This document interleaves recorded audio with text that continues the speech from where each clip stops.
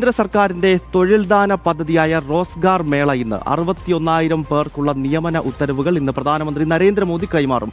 Video conference വഴി നടക്കുന്ന ചടങ്ങിൽ രാജ്യത്തുടനീളം 45 കേന്ദ്രങ്ങളിൽ നിയമന ഉത്തരവുകൾ വിതരണം ചെയ്യും. വിവരങ്ങൾ ജിഷ്ണുവാണ് ഡൽഹിയിൽ നിന്ന് നൽകുക. ജിഷ്ണു, ഈ അടുത്ത കാലത്ത് ഇന്ത്യ സഖ്യം ഒരു പ്രചരണമൊക്കെ രാജ്യത്തിന്റെ ചില ഭാഗങ്ങളിൽ നടത്തുന്നുണ്ടായിരുന്നു. Modi where is my job എന്ന പേരിലാണ് ഒരു പ്രചരണം നടത്തിയത്. ഈ പ്രചരണം നടത്തിയ ആളുകളൊന്നും ഇതൊന്നും കാണുന്നില്ല, ഈ റോസ്ഗാർ മേളയൊന്നും.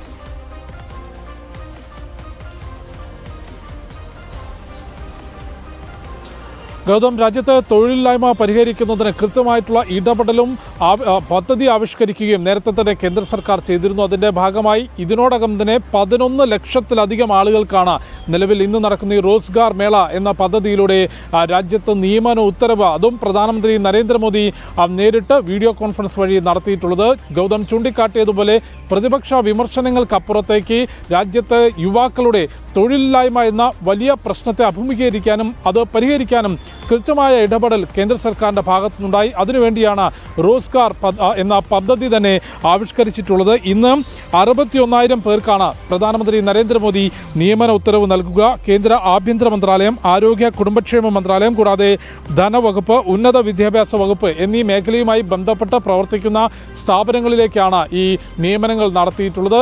രാജ്യത്ത് 45 കേന്ദ്രങ്ങളിൽ റോസ്ഗാർ മേളയുമായി ബന്ധപ്പെട്ട് പരിപാടികൾ നടക്കും. ആ 45 കേന്ദ്രങ്ങളിലും ഒത്തുചേർന്നിട്ടുള്ള ആളുകളെ പ്രധാനമന്ത്രി നരേന്ദ്രമോദി വീഡിയോ കോൺഫറൻസ് വഴി അഭിസംബോധന ചെയ്തതിന് ശേഷമായിരിക്കും നിയമന ഉത്തരവ് കൈമാറുക. രാജ്യത്തെ ഈ മേഖലയിൽ തൊഴിൽ പ്രശ്ന പരിഹാരവുമായി ബന്ധപ്പെട്ടൊരു വിപ്ലവകരമായ പദ്ധതി എന്ന് തന്നെ നമുക്ക് റോസ്ഗാർ മേളയെ വിശേഷിപ്പിക്കാം. ഇതിനോടകം 11 ലക്ഷം പേർക്ക് നിയമന ഉത്തരവ് നൽകിയിട്ടുണ്ട്.